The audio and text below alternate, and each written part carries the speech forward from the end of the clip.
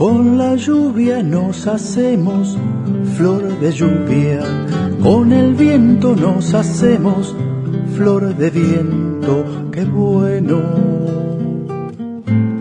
que no tengamos dueño. No nacemos una a una, sino en montón, de manera que no nos han puesto nombre aún. Qué bueno que no tengamos nombre. ¿Quién dice que son frágiles las flores? Quiébralas. Si quiebras una, dos se levantarán. Si quiebras dos, tres se levantarán. Bueno, hablemos de flores, hablemos de yerba lucera, Solidago chilensis, verbena rígida. Ay, qué linda que es la verbena rígida, me encantó. No sabía que se llamaba así, pero bueno, he aprendido mucho en estas horas. Petunia axillaris, senecio viravira, entre algunos nombres, a ver, otras. Aspila montevidensis, Grindelia orientalis, senecios, Hidrocotile bonariensis, en fin. Algunas no tienen ni nombre vulgar, ¿no? Ni nombre vulgar, Lupus multiflorus. Si sabremos poco, mirá. Si sabremos poco. Bueno, todo esto lo sacamos de el material que tiene Samófila en internet, en su página web. Exactamente. Este proyecto, este emprendimiento que ya desde su nombre nos indica hacia dónde vamos, ¿no? Samófila, del griego samos, que significa arena, y filos, que significa amigo. Bueno, es una planta adaptada a los sustratos arenosos, los que suelen presentar movilidad como dunas, arenales, y también salinidad cuando están originados por la influencia del mar. Así que las samófilas tienen mucho que ver con este proyecto. Todo que ver con este proyecto Samófila, que tiene unos cuantos años y que además que ha sido llevado adelante por mujeres de 3 generaciones, abuela, madre e hija, dedicadas al cultivo de las flores silvestres autóctonas. Como anillo al dedo para esta serie, para ¿no? Alice Hart, claro. Para las flores perdidas de Alice Hart. No sé si Janine Beare, veterinaria y directora del proyecto, habrá visto la serie. ¿Cómo está, Janine? Buenas tardes. Buenas tardes para ustedes y para su audiencia. Hola, ¿cómo estás? Muchas gracias por la invitación. Un placer. Bárbaro. Bueno, contanos un poquito del proyecto, cuándo empieza y de esta historia de las flores silvestres, porque bueno, tú tenés ahí una participación en algunas actividades y a partir de allí advertiste que no había por lo menos muchos lugares donde cultivarlas y pensar un poco en ellas. Sí, tal cual. Mi pasión, digamos, por todo este tema surge desde la fauna, en realidad. Yo soy veterinaria y lo que me gusta es la fauna silvestre. Y la fauna viene asociada con la flora nativa. A veces uno piensa en las plantas como que fueran algo separado de todos los animalitos, insectos y todo que conviven alrededor, y en realidad somos todos parte, ¿no?, de todo este ecosistema. Y bueno, yo encontraba que toda la parte de las herbáceas no estaban muy valorizadas, y de ahí fue que surgió todo el emprendimiento, digamos. Uh-huh. A ver, vamos a empezar a contar cómo fue, pero quiero saber primero, Janine, en ese tridente, abuela, madre e hija, ¿sos madre, la del medio? Yo soy la del medio y la abuela es madre mía, digamos. Yo soy madre de Lucía, hacemos Elena, Janine y Lucía, y mi madre, yo y después mi hija también. Y bueno, nada, un placer poder compartir estas cosas juntas. Imagínense lo lindo que es. Claro. Trabajar en equipo, qué tanto más lindo trabajar en un equipo de la familia, y qué tanto más lindo todas mujeres que podemos intercambiar un montón de cosas que nos encantan. ¿Y de quién surgió la idea algún día? ¿Cómo empiezan con este emprendimiento? Y bueno, yo te diría que capaz mi abuela ya era una mujer apasionada por la naturaleza y transmitió eso hacia abajo a su familia. Y todas estas cosas se van como transmitiendo, se aprenden desde chiquito, se maman desde chiquito, ¿no? Entonces, bueno, mi madre trabajaba en jardines, es paisajista, hacía arreglos florales, entonces yo, a pesar de que mi pasión eran los animales, siempre la acompañé en todo esto. Y bueno, después me di cuenta que una cosa viene junto con la otra. Y bueno, mi hija estudió comunicaciones Lucía, que vive en Berlín, en Alemania, y ella, por supuesto, viene muy seguido para Uruguay cuando puede, y entonces compartimos un montón de cosas. Uno no se da cuenta a veces que tiene esos dedos verdes porque la vida te lleva por otros caminos, pero claro.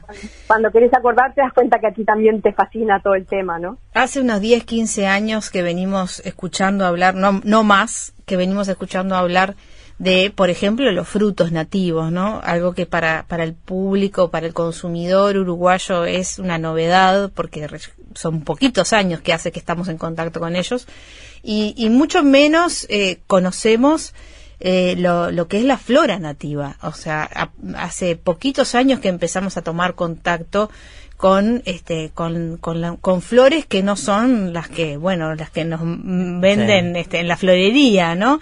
Y en ese sentido el trabajo, cuando uno piensa en esas semillas y en cómo cultivarlas, da como la impresión de que empezaron como de cero, ¿no? ¿Cómo arrancan, por ejemplo, con el tema de conseguir las semillas, de cómo plantarlas, quién les enseña a plantarlas unas con otras, porque no pueden ir todas juntas, hay algunas plantas que se llevan mejor con unas que con otras? Toda esa sabiduría, ¿de dónde sale?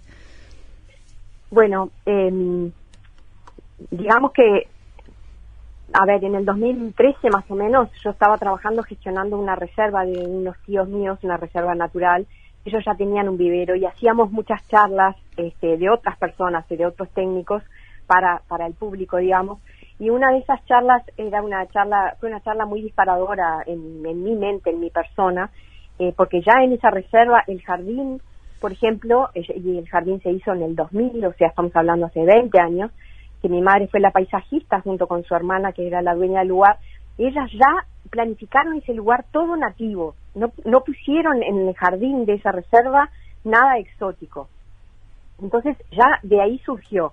Ahí había un vivero de flora nativa, y con una de estas charlas de una paisajista llamada Amalia Robredo, argentina, y una uruguaya, María Pupo, ellas valorizaban todo lo que eran las plantas nativas de la costa. Uh-huh. Y decían de que los paisajistas no podían incorporar las nativas en sus proyectos porque no había en los viveros. Entonces es eso de que empieza primero, si el huevo, claro, o la gallina claro, y el huevo, ¿no? Que se surge una necesidad y después empieza la producción de esa necesidad. Entonces, bueno, a mí eso fue como una charla disparadora, y como teníamos un vivero, dije, bueno, yo voy a producir las herbáceas que necesitan los paisajistas. Pero claro, el primer problema que uno se encuentra es de que no había disponibilidad en ningún lado de Uruguay de semillas, y mucho menos con un sobrecito que diga la característica de esa planta, su color de su flor, cuándo florece, cuándo hay que sembrarla. No existía. Claro. Entonces ahí me surgió la idea, cuando ya no trabajaba más ahí, en el 2018, de presentarle a la Agencia Nacional de Investigación e Innovación un proyecto donde yo les decía que iba a producir 10 sobres de semillas para flores silvestres de Uruguay. Y bueno, por suerte, compitiendo con un montón de emprendimientos de startups y distintas cosas, igual nos dieron los fondos para diseñar y hacer esos primeros sobrecitos de semillas de flores silvestres de Uruguay. Porque, como les dije, el problema que yo misma encontré cuando quise producirlos fue que no encontraba. Claro. Tenía que cosechar yo misma. Bueno, del 2013 al 2018 aprendimos, digamos, todo el proceso de cosechar, cuándo había que cosechar, cuáles eran las especies para cosechar, cómo sembrarlas, qué pasaba con ellas durante el año, un montón de información que bueno, que solo viéndolo y practicándolo y cometiendo errores es que uno lo aprende, ¿no? Claro. ¿Y cómo armaron esos sobres? O sea, cada sobre, ¿qué contenía? El sobrecito fue diseñado por Estudio Floresta, Inés Rial, que es una diseñadora muy reconocida, muy lindo. Por supuesto, nosotros íbamos guiando todo el proceso y las características de las flores que queríamos diseñar, y como eran 10 sobres, al final ahora tenemos 15 de las especies que son más ornamentales, digamos. Entonces, el diseño del sobrecito tenía que tener la información básica. Lo más difícil, aunque ustedes no lo crean, es hacer en 8 renglones. Yo las escuchaba a ustedes describir las plantas de Australia recién, pero cuando uno tiene 8 renglones de un sobrecito para escribir sobre una planta que nadie conoce, no es tan fácil, ¿no? Mostrar sus virtudes. Sabemos de nosotros eso, sí. intentamos hacer es valorizar las flores silvestres del Uruguay, que yo no sé si es porque, como tú decías más temprano hoy, que estamos tan rodeados de naturaleza que capaz no tiene valor para nosotros la maravilla que nos rodea, ¿no? Este paisaje del bioma pampeano, los pastizales, herbazales, todo eso es como que lo damos por sentado. Claro. Y bueno, y la agricultura, y la urbanización, y la ganadería, y un montón de cosas están compitiendo con todas ellas.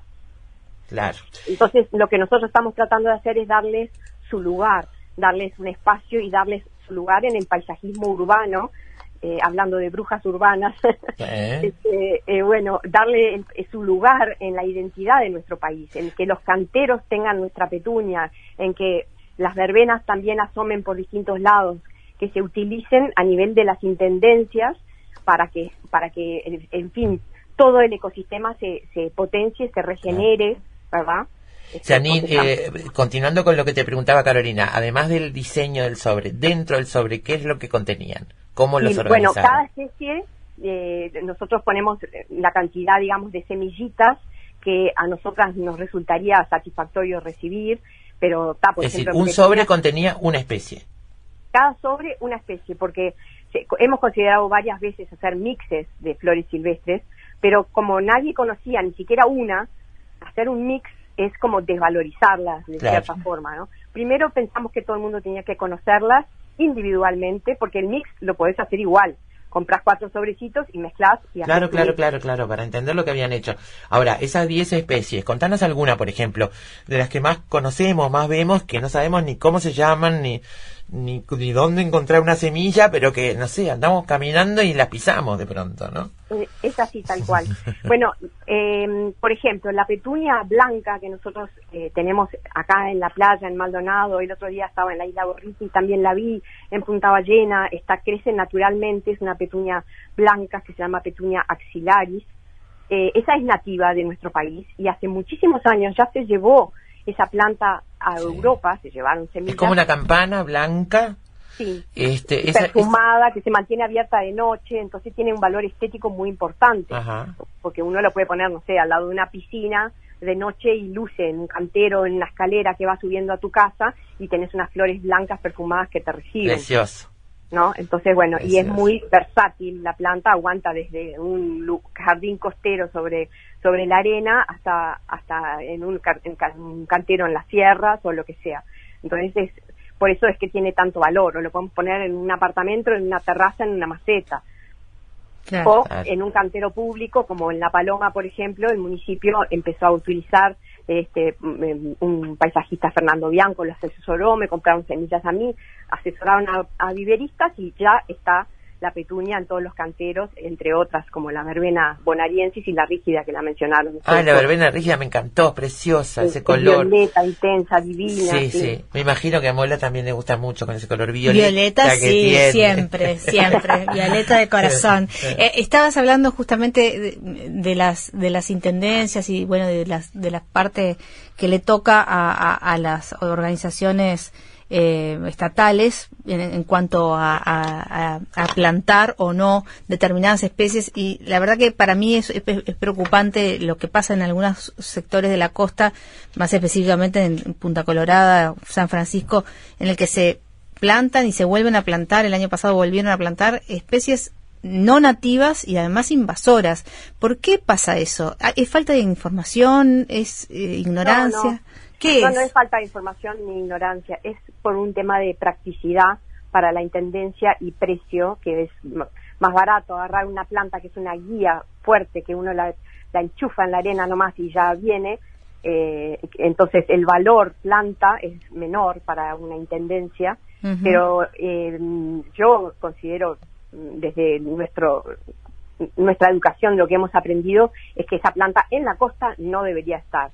Si la quieren poner, no sé, en un talud sobre la interbañaria, es otra cosa, porque no va a poder caminar mucho. Pero en la costa, un Carpobrotus edulis, que es esa garra de león, sí, que cambia el paisaje. Es como... Claro, pero cambia el paisaje no solo visualmente. Visualmente por el color. Incide sobre la duna. incide sobre la duna, negativamente. no deja venir lo nativo, entonces tiene realmente un impacto que no se debería de plantar esa planta. Bueno, acá en la entrada de Punta del Este nomás hicieron una gigante rotonda y la rodearon con garra de león. Diga, eso no se debería hacer, porque hay especies nativas alternativas que se podrían usar. Simplemente hay que avisarle a los viveros, bueno, voy a precisar 5.000 cenecios grises de la playa, y se ponen. Claro. O grindelias, que es más similar quizás en colorido a lo que ellos buscan, pero hay plantas que también se pueden poner de gajo y que son nativas y que uno no impactaría en el paisaje como impactan estas plantas. Estaba leyendo en una de las notas que, por ejemplo, en los bordes de la duna, junto al mar, en primera línea, dice, tenemos 3 grandes protagonistas.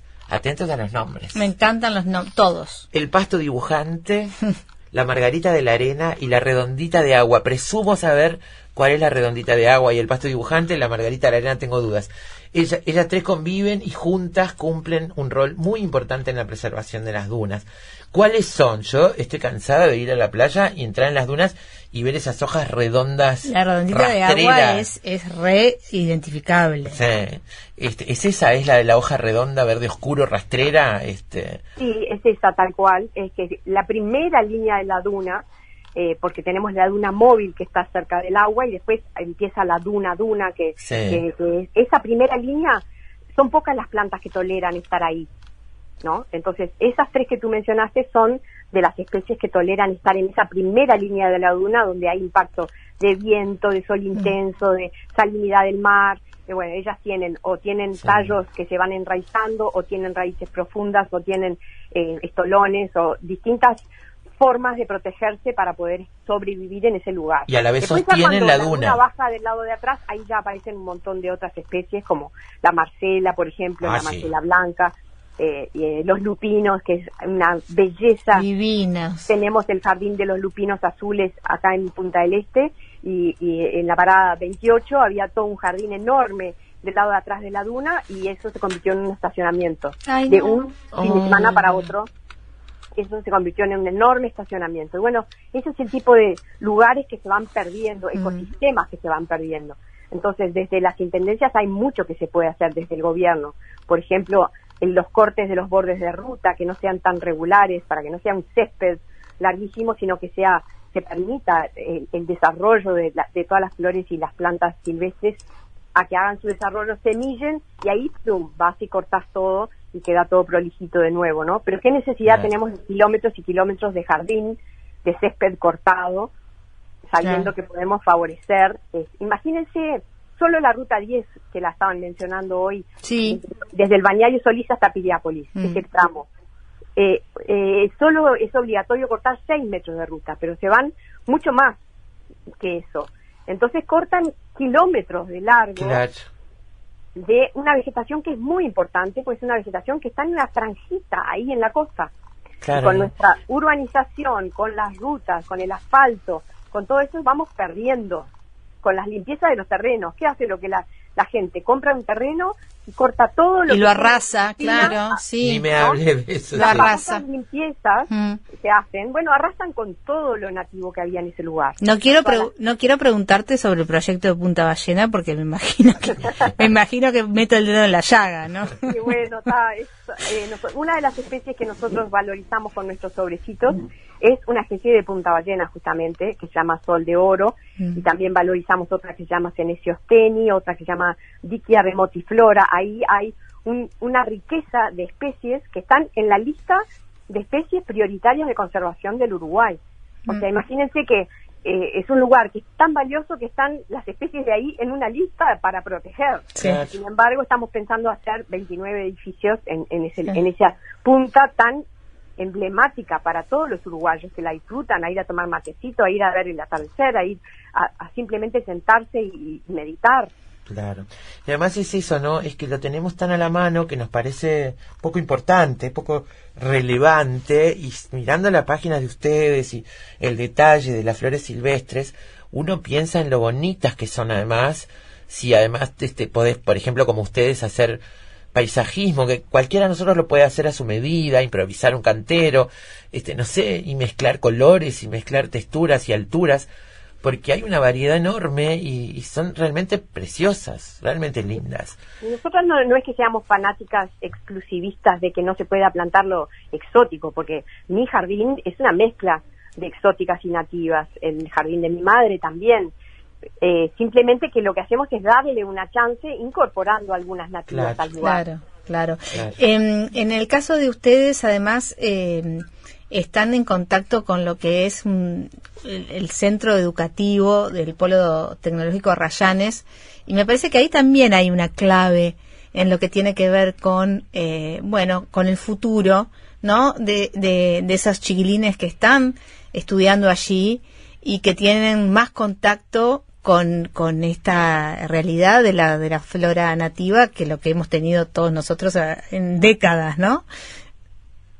Sí, justamente el siguiente paso después de haber producido los 10 sobres de semillas con los fondos de ANI presentamos otro proyecto a ANDE, la Agencia Nacional de Desarrollo, con el apoyo del Centro Ítaca de la Universidad Católica, y planteamos de hacer unos canteros de producción de semillas y de investigación en el Polo Educativo Tecnológico Arrayanes, que es un lugar particular porque ahí se capacitan estudiantes de guardaparques, de conservación de áreas naturales, y nos pareció interesante tenerlo ahí adentro, versus no ponerlo en un predio privado que tenemos perfectamente para ponerlo.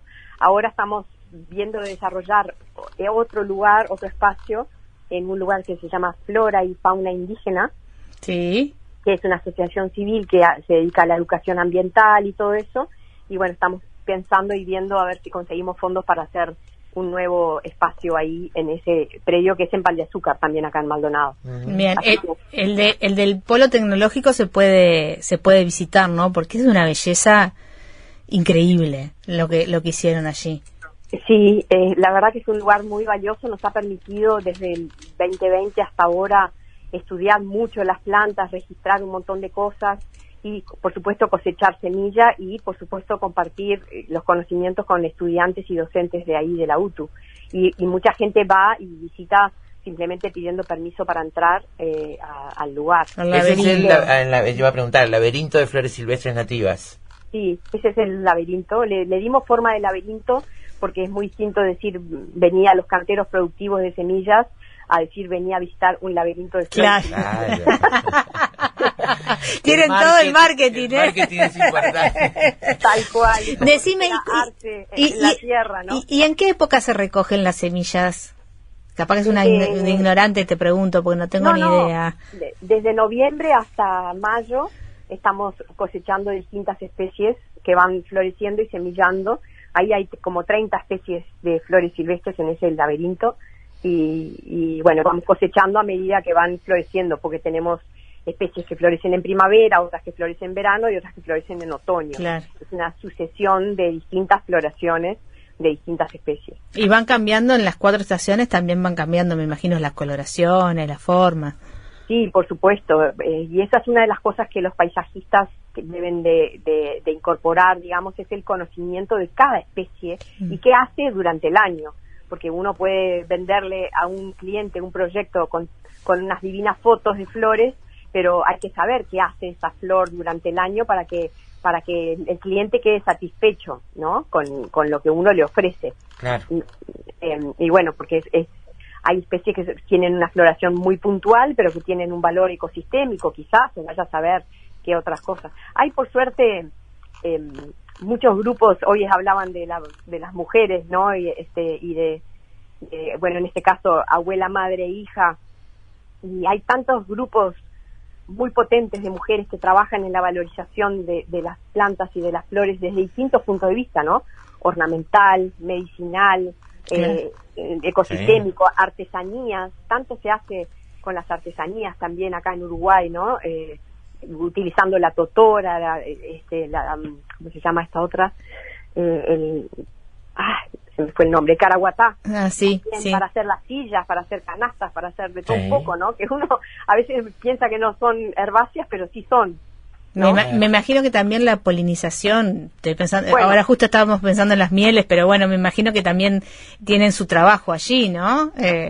Bueno, en el laberinto es increíble la cantidad de distintas abejas nativas porque aparte de la abeja que produce la miel, hay un montón de otras abejitas que son polinizadoras y otros insectos que también visitan a todas estas plantas. Tienen todo un ciclo entre ellos, ¿no? Que uno a veces ni sabe. Todavía se está descubriendo cuáles son todos los valores de esos bichos, digamos. Muy bien. ¿Dónde comercializan los sobres de semillas? Los sobres nosotros los comercializamos en distintos, digamos, puntos de venta. Por ejemplo, acá en Maldonado está Proplantas, en Mercado Verde, en Almacén Rural en Montevideo. Y hay como distintos puntos, y también mandamos mucho nosotros por venta online. Perfecto. ¿A través de la web de ustedes? En la web directamente, sí, por samofila.com, o si no, nos mandan un mail o nos contactan también por Instagram. Muchas formas. Bárbaro, muy bien. ¿Vieron la serie Las Flores Perdidas de Alex Hart?